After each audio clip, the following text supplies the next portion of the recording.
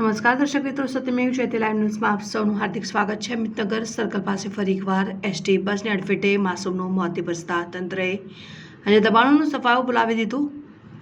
6 વર્ષ પહેલા બ્રાઇટ સ્કૂલની વિદ્યાર્થીની એસટી બસની અડફેટે આવી જતાં તેનું મોત નીપજ્યું હતું, જેથી ઉહાપોહ થતાં તંત્રએ અમિતનગરનું બસ સ્ટેન્ડ બંધ કરાવી દીધું। જે બસ સ્ટેન્ડ 6 મહિના પહેલા ફરીથી શરૂ કરવામાં આવ્યું। આવી જ રીતે અમિતનગર પાસેથી પેસેન્જરોને લઈ જતા ખાનગી વાહનો ધમધમતા હતા, ત્યારે એક વાહનને એક્સપ્રેસવે ઉપર એક્સિડન્ટ થતાં 10ના મોત થયા છે, જેથી પોલીસે અમિતનગર પાસેથી ખાનગી વાહનોનો સફાયો બોલાવી દીધો। ગઈકાલે 8 વર્ષનો માસૂમ રોડ ક્રોસ કરી રહ્યો હતો, ત્યારે તેની માતા આગળ નીકળી જતા અટવાયેલો બાળક રાજ અંસારી બસની અડફેટે આવી જતા તેનું મોત નીપજ્યું।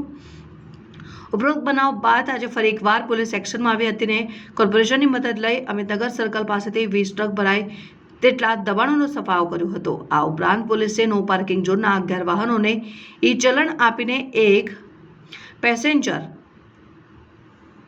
વાહન પણ રિટર્ન કર્યું હતું। અમિતનગર સર્કલ પાસે અકસ્માતમાં બાળકનું મોત નિપજવાના બનાવમાં પોલીસ દ્વારા પણ ડ્રાઈવરની પૂછપરછ કરવામાં આવી છે અને અગાઉ કોઈ ગુનાઓમાં સંડોવાયેલો છે કે કેમ તેની વિગતો મેળવી હતી। અમિતનગર સર્કલ પાસે રોડ ક્રોસ કરતી માતા આગળ નીકળી જતા 8 વર્ષના રાજ અંસારીનું એસટી બસની અડફેટમાં આવી જતા મોત નીપજ્યું।